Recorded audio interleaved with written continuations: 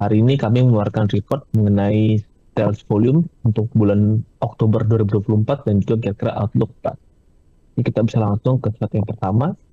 Jadi kalau kita lihat memang sales volume di Oktober 2024 adalah sales volume tertinggi selama tahun 2024. Dan memang secara historis, memang bulan Oktober ini biasanya sales volume-nya mencapai titik tertinggi.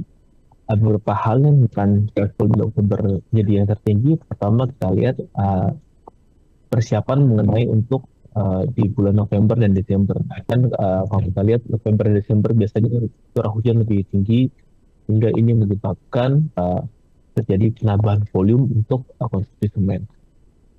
Kemudian juga untuk Oktober di 2024 sendiri kita melihat bahwa kemarin Indo Semen maupun Semen Gresik menaikkan harga untuk semen kantong sehingga ini berdampak pada untuk penjualan di bulan Oktober 2024.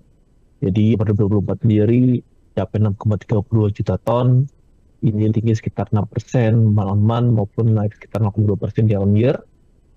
Memang ini ada dari gerobokan, dan tidak termasuk dari semen gerobokan sebenarnya pertumbuhan year on year-nya nggak 0,2, ini sekitar 2,6%. Jadi memang volume dari semen gerobokan sendiri cukup signifikan. Kalau kita lihat juga secara kulit ini sehingga menyebabkan untuk industri tumbuh sekitar 1,4% year on year ke 52,3 juta ton. SMGR dan Indo Semen mencatatkan pertumbuhan yang cukup bagus secara bulanan. Ini mencatatkan pertumbuhan positif. Semen Gresik di 3,7 juta ton dan Indo Semen di 1,8 juta ton. Untuk market share pergerakan agak sedikit berbeda, di mana untuk market share di bulan Oktober MGR ada di 41%. Ini lebih baik sekitar 0,6 percentage point dari bulan sebelumnya, namun masih turun sekitar 3,4 percentage point dari periode sama tahun lalu. Untuk Indosemen sendiri, untuk di Oktober 24,5%, ini turun sekitar 1,3 percentage point dibandingkan September 2024. Namun secara tahunan, karena ada semen gerobokan, market share naik sekitar 2,7 percentage point. Kita lihat by geografis, pertumbuhan volume semen di Oktober, baik Jawa maupun di luar Jawa, misalkan pertumbuhan positif secara bulanan, namun secara tahunan di luar Jawa turun minus 1,7%. Kita lihat di luar Jawa ada dua faktor. Yang pertama di Kalimantan, di mana untuk proyek KNP1 itu sudah selesai, sehingga konsumsi semen tidak bisa sebanyak periode sebelumnya.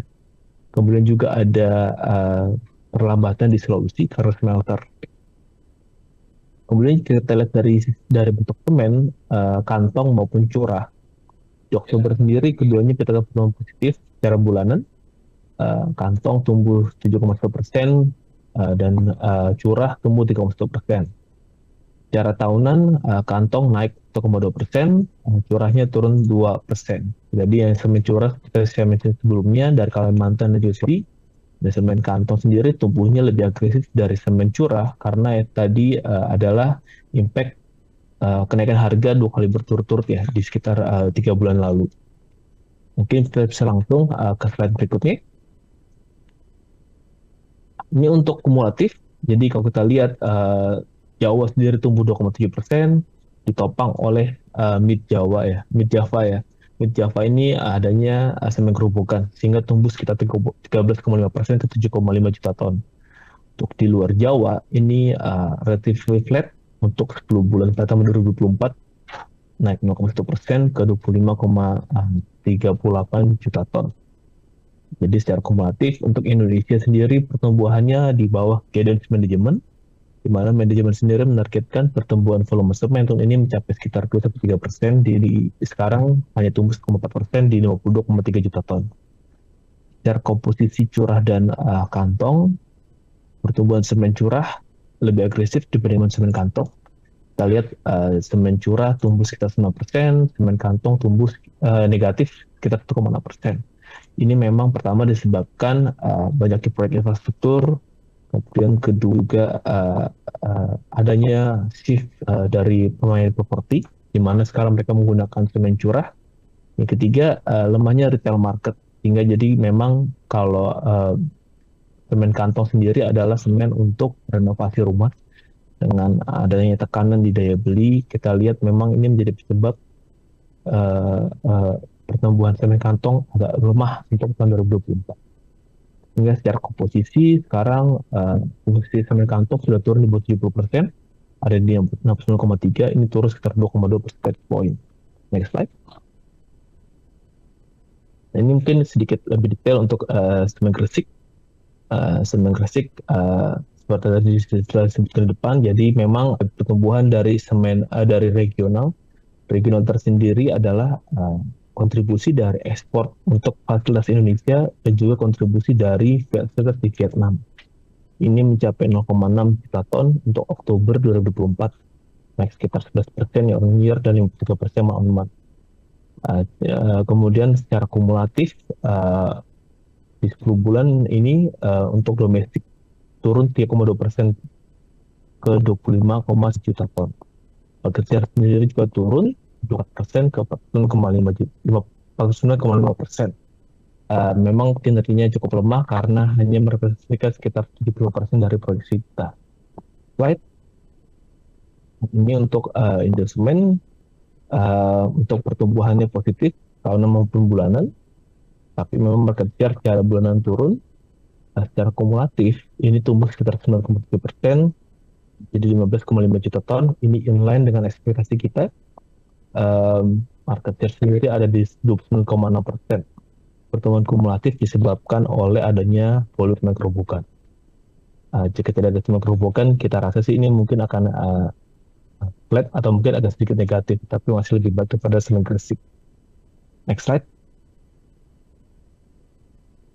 Jadi dengan kinerja volume penjualan sampai dengan bulan 10 ini, dan juga mempertimbangkan ke depan, di mana jika kita ingat tahun ini ada insentif untuk PPNDTP hingga menaikkan volume penjualan semen.